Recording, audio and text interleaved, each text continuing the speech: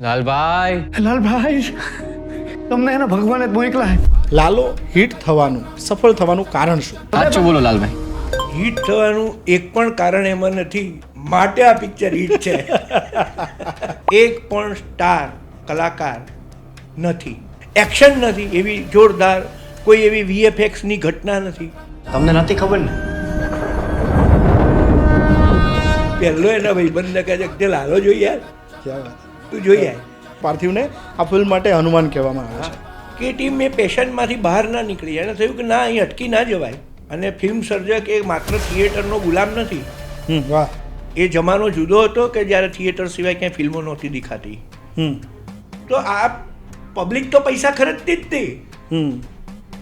Animal પાછળ ખરીદતી હતી, કંતારા પાછળ ખરીદતી હતી, સૈયારા પાછળ ખરીદતી હતી.